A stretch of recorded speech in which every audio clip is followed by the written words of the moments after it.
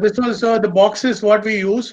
So the boxes size what I use. These boxes are again made by one of my friend Rajkumar only. So these are 2 feet by 1 feet by 1 feet. So the 2 feet height. This is 12 inches. This is 12 inches.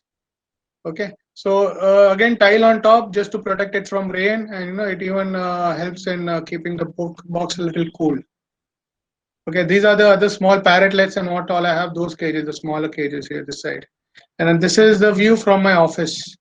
So this is my office where I sit inside, and I put a big glass, just to just sit there and have a view of my birds.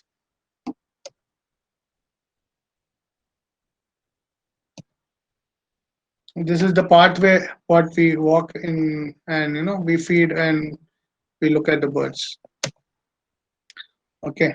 And then these are some quails what we leave open. So we have a lot of quails and all here, some just moving around, which we just left them.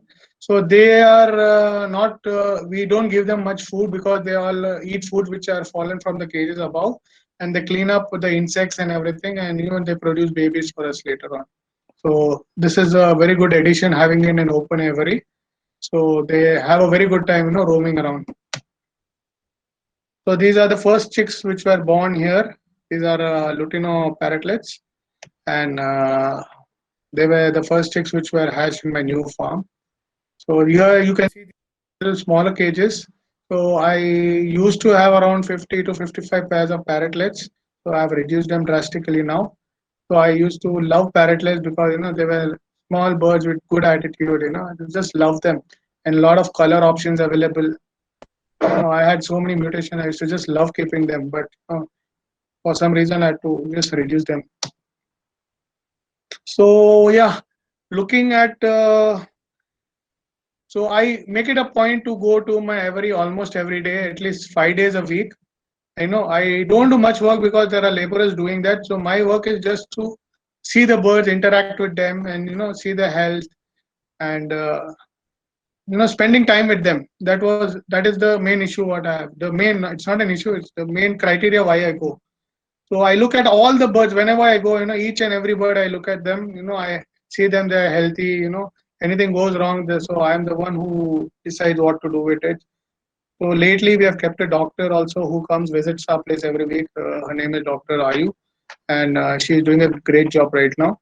And having a doctor, it's such a peace of mind, So we all think, we all are geniuses, we know everything, and at any point anything goes wrong, okay, we know what to give, we have done nothing in medical field, and but still, at least I don't know about others, but I used to feel that, I am a expert in giving advice on medicine, people calling me up my birthday check, I say, okay, doxycycline de do, tetracycline de do, enrocin de do, and I have lately realized, all that is crap, it doesn't work that way, and really the bird has to be examined by a vet, before giving any medicine. So I have felt that getting a doctor in has really put my birds out of risk from me giving them whatever medicine comes in my hand, thinking that all solutions are giving them antibacterial medicine. So that's one thing which I've learned lately, that we are all not doctors and we shouldn't act like one. So that's one thing I would suggest everybody, anything goes wrong with a bird, don't just give any medicine, we have actually killed a lot of birds just trying to give them a lot of antibiotics and, putting them with any medicine what we feel is right. Sometimes we get lucky and most of the time we don't. So I would really suggest everybody, now we have got a lot of good vets already, and a lot of good vets are coming up. So that way, I feel that Indian agriculture, the only thing which is lacking right now, getting good help at right time. So I'm sure all the groups, all the association also work on it, trying to get all the vets, on a stage where they are accessible to each and everyone, even if they are in a remote village, even on even not for free. I definitely say even they have worked hard, even on a charge. They work on things. They can get any reviews or anything, even on a phone call or on a WhatsApp, even showing a photo or a video, any help they can get. So that would really help people, trying to save birds. So that is one thing which I appeal to all the associations and everybody, work on that. And yeah, so we have almost completed. So now I'll just some birds what we have and how how these all birds were there in the my old place where it was a little dark and it was a little small cramped cage and they were not given natural sunlight. And what I have seen, on a sudden change, like in a few months, coming here, their feather conditions have changed. They have got that shine, and suddenly they have become hyperactive, and they're just jumping around, and they're having a gala time. So I have finally come to a conclusion that this is what actually bird need. So everybody who ever have anything and at that place, who are garage breeders or terrace breeders or who breed birds in their room, everybody has an ambition or they have something, a farm or a big aviary where they all want the birds to have a great life. Everybody wants, even maybe the some people think the NGOs and all, they might think that all breeders are all killers. So but we all know how much we love our birds. So what we want, maybe we are not in the position to actually do it, but everybody of us wants our birds to be in the best of best condition. They get with the best food, the best environment, the best place where they can stay. So I hope everybody get some motivation out of what I've told today, and they build something, something good for their birds. And it not necessarily has to be on a scale what I have done. So the scale is not important. Having the right temperament of doing things matters. So you don't have to go running around, buying land to do this. And yeah, one more thing what I want to put up here is people now what I've seen lately, all the younger generation who has come up and they think there is a lot of money in birds. So and they think, okay, if I get a sun conure, I will breed them 5 times, 4 times a year, and this is what they start calculating. And just to buy the pair of sun canoe, they get money from some sources. They get it on interest, and they take a loan, or they sell their cell phones, they sell their bikes. That is what I've been hearing and I've been listening to. So that is not the way of moving forward. That is not how I have done. So the money what I have got is all slowly what I have been breeding birds, and whatever money I used to make, I used to accumulate it. Yeah, little money I started putting from my own pocket, but it was under calculation. It was my own money. I never borrowed money from anybody to buy birds, because it is still a live thing, and there's no guarantee on anything. Anything can go wrong anytime. So I would really suggest all young people who are listening to me, or anybody who can even forward my voice, all the young generation who are taking money from outside and who thinks that there is a lot of money who can they can make in breeding birds. There is, I don't tell that it is not, but you have to do it in a manner where you are not at risk. If something happens tomorrow, it is your own money which is gone. It is not somebody else's money you have borrowed, or you have taken it on interest, or you have sold something. So I humbly request everybody to keep this thing in mind. Okay, so these are my sun conures. So I always wanted to keep sun conures. I couldn't keep them in my old aviary because of the noise thing. Because they were like, everybody knows how much they make noise. So here, like, there was no problem to me, like, so to keeping them. So these are other birds I have. So yeah, feeding the birds uh, different food. So we enjoy giving them, different meal every day. We don't want to, keep them on the same meal, each and every day. Even if you eat biryani today, you will love it. Tomorrow you'll love it. How many days? How many days you can keep eating the same thing, even if it's your favorite food? It has to be different.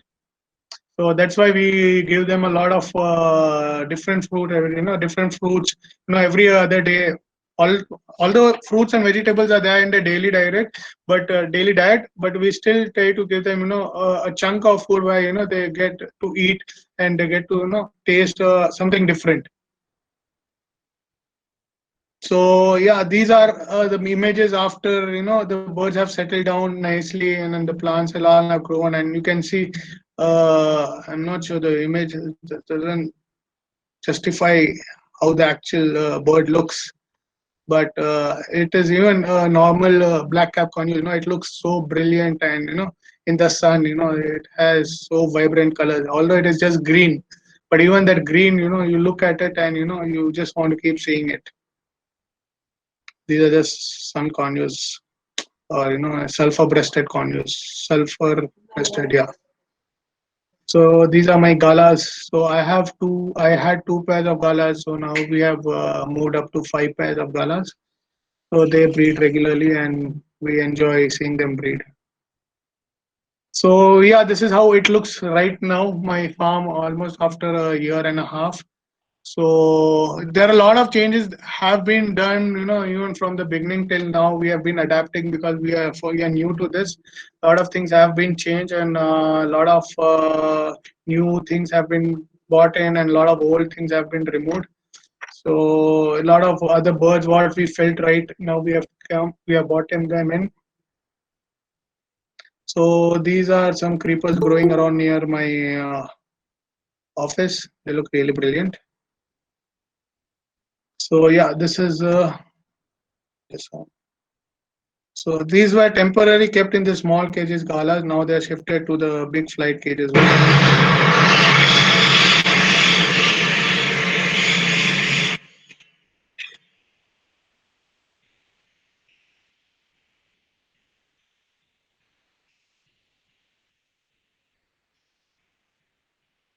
So this is during the natural rains. So you can see them how they enjoy. So this is what they would do in the wild when it rains. So it is a really humble feeling just looking at them, having a great time in this open space. So just few more pictures, sir. So we are almost at the end of it, and I don't know if I've spoken what all I have to. I've written so much. I don't think I've spoken all of it. So, anyways, uh, okay. So these are apparent birds with three chicks. So yeah, I would be ending now, Jaren, and I just like to uh, thank Agriculture Association of Kerala. Okay, this is the video what they have sent.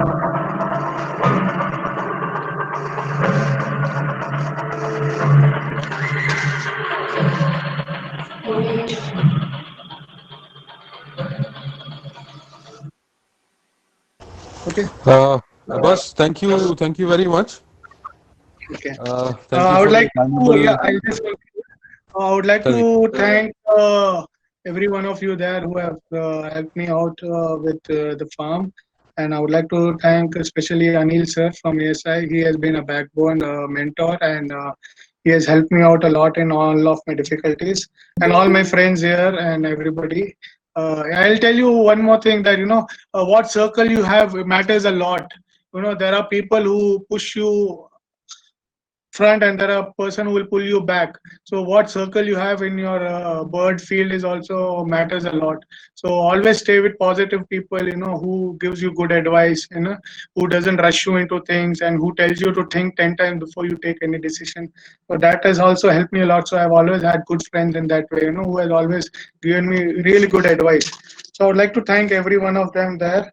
And yeah, I will be concluding now, and I would like to thank all the members from Association of Agriculture Association from Kerala.